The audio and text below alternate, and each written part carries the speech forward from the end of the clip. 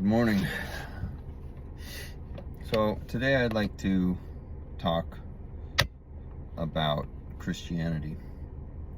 And this message, if anybody watches this, is really for Christians. I'm not going to try to convince anyone to be a Christian, but I want to talk to those who are Christians,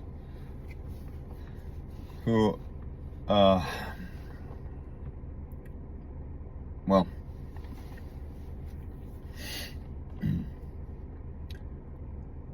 the way that a lot of people think of the church these days, or what church seems to comprise itself of, at least in my experience, is a group of people coming together to worship the Lord. Now, that's almost always done in a building, right? The church building. So we say, I'm going to church, hey, are you going to go to church? We go to church, and most of the people I know understand that that's not really the inaccurate use of the word, because you're not going to church necessarily, unless you're thinking of it like, well, I'm going to the place where the church is meeting. That can be accurate. So there's nothing wrong with using that terminology. But the church isn't the building, right? We understand that. The church is the group of people that serve God. But I think there is a problem that has persisted in, let's say, the church for I don't know how long. As long as I've been alive, maybe hundreds of years, I don't know. We seem to associate the building with the church more than we should. Because all it really is a convenient location for us to meet. That's, as far as I can tell from Scripture, that's the only real purpose of the building. It's just a convenient location for us to meet. There's no requirement for you to have a church building for your congregation.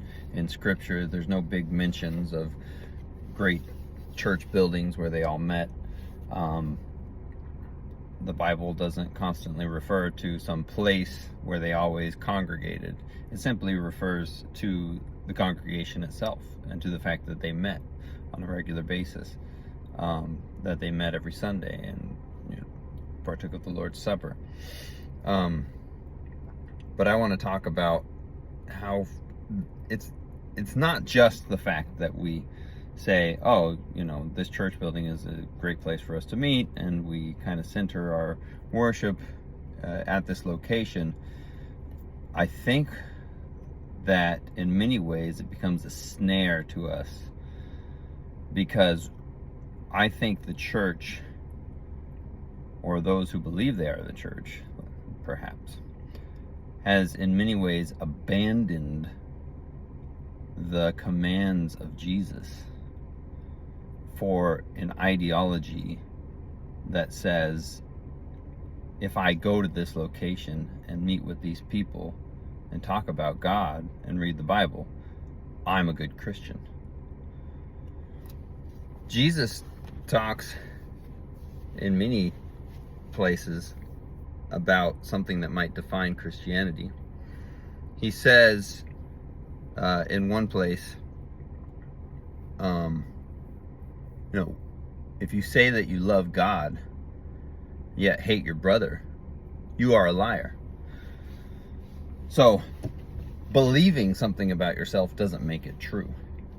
Believing that you love God doesn't make it true. If you hate your brother, then you're a liar. Now, in the book of James, James says faith without works is dead. I think those two ideas correlate. You may think that you have faith. It's not that faith without works is faith, but just happens to be dead faith. The reality is it's not faith at all. The lack of works is the proof that the faith isn't there. You think about it, if you believe that there's a God, an all-powerful creator of heaven and earth,